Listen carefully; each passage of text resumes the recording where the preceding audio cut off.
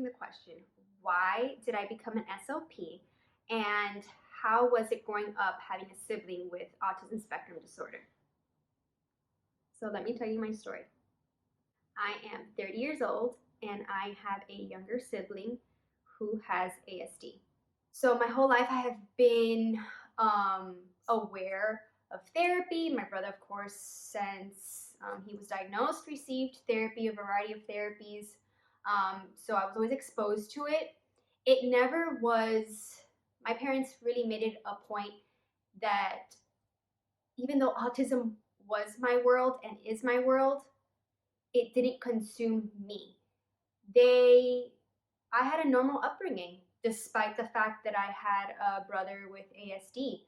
My parents really didn't want it, they didn't want to put me in the back burner.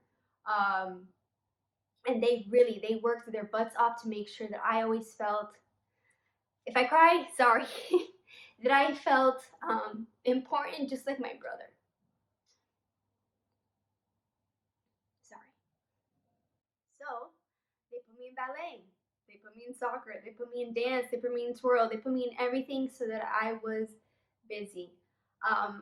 Again, I have an amazing support system. My family, my grandparents were a huge part, and they really always helped us with my brother. So believe it or not, even though I grew up in the autism world and I was always exposed to therapies, this type of therapy, speech therapy, OT therapy, PT, wasn't actually my first choice.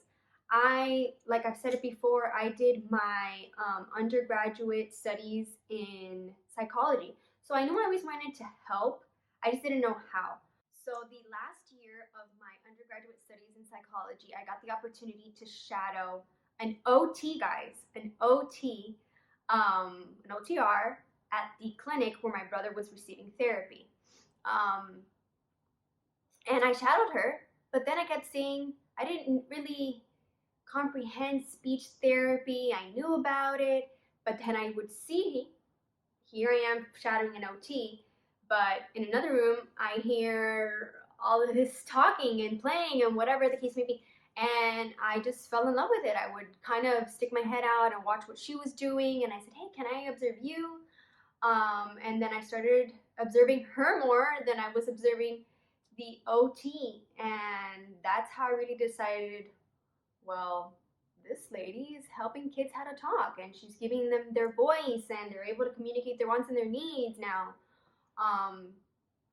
Not to downplay any other therapy. I work to this day in hand with OTs and PTs, and I love my OTs, I love my PTs.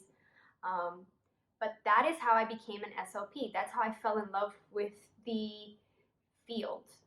Hold on, now my husband's coming.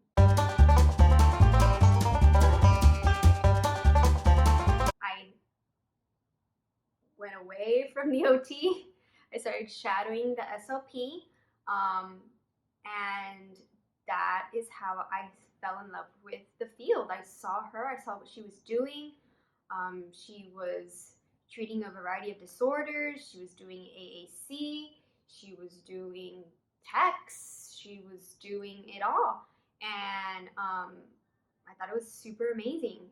So that's how I got to that's how I was really introduced to it. I saw it firsthand. Because again, yes, my brother received speech therapy all of his life. However, I didn't go to the therapies. So my parents would take him to the therapies, but they didn't want to make that my life. And they didn't want to kind of make me be an OTPT, ST because of what my brother is diagnosed with. But I felt like it was, like now I look back and it's like it's inevitable. It was inevitable. I was exposed to it. Of course, I want my brother to progress, and then I fell in love with the field. If I wanted my brother to progress and I saw how these people were helping my brother, I was exposed to it and I wanted to do the same. And I absolutely love what I do. I love what I do.